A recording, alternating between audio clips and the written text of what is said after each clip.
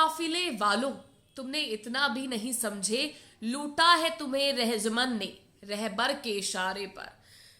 तरन्नुम कानपुरी की लिखी ये लाइनें इस खबर पर एकदम फिट बैठती है, क्योंकि सत्ता के लालचियों ने देश को बर्बाद करके रख दिया है।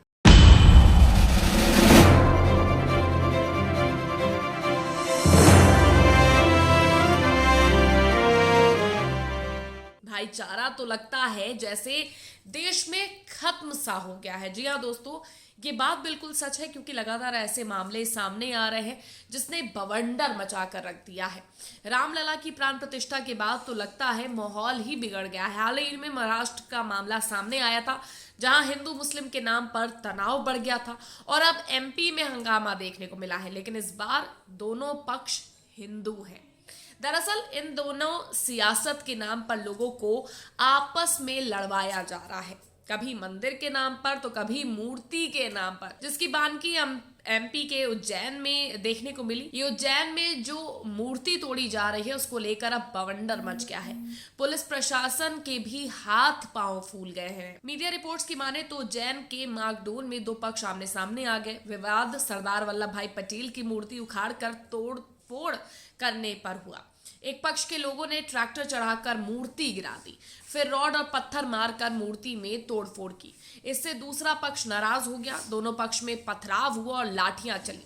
उग्र भीड़ ने कई गाड़ियों में भी तोड़फोड़ कर दी, कुछ गाड़ियों में आग लगा दी, कई दुकानों में भी पथराव किया गया। पथराव में सब इंस्पेक्टर लालचंद्र शर्मा घायल हुए हैं, कुछ और लोगों को भी चोटें आई हैं। माकडोन के अलावा उज्जैन और तराना से भी भारी तादाद में पुलिस बल मौके पर पहुंचा। हल्का बल प्रयोग कर उग्र भीड़ को तितर बितर किया गया। 6 लोगों को राउंड अप किया गया। अगर हम बात करें बवाल के बाद, माकडोन के टीआई भीम सिंह देवड़ा को निलंबित कर दिया गया है। एहतियातन मौके पर पुलिस फोर्स तैनात है। इस मामले में सोशल मीडिया पर सवाल उठाए गए हैं और बीजेपी सरकार पर निशाना साधा गया। एक पत्रकार ने ट्वीट किया और लिखा है कि जो जातीय भेदभाव के खिलाफ आजीवन लड़ते रहे, जो एकता और सद्भाव के लिए आजीवन लड़ते रहे, उन्हीं के नाम पर जातीय द्वेष फैलाकर लाठी भाजी जा रही है, पत्थर मारे जा रहे हैं। आज सरदार पटेल और बाबा साहेब होते तो अपने नाम पर लड़ रहे लोगों पर खूब गर्व करते। वाकई जिन्होंने लोगों को मिलाने के लिए दिन रात एक कर दिया, वो आज क्या कर रहे हैं, क्या माहौल बना रहे हैं, देश में क्या परोसा जा रहा है। यानी कि सद्भाव बढ़ाने के लिए जो आजीवन लड़ते रहे, उन्हीं के नाम पर उन्हीं को लेकर द्वेष फैलाया जा रहा है। ये स्थिति आ गई है। एक और वरिष्ठ पत्रकार ने अपनी राय देते हुए लिखा है कि देख लीजिए क्या हालात कर दिए हैं, नफरत और विभाजन हर स्तर पर पहुंच गया है। किया ये था कि हर ही दिशा में, एक ही दिशा में आग लगे, मगर आग कहीं काबू में रहती है। सरदार पटेल की मूर्ति तक पहुंच गई, अंबेडकर की तो रोज तोड़ते हैं।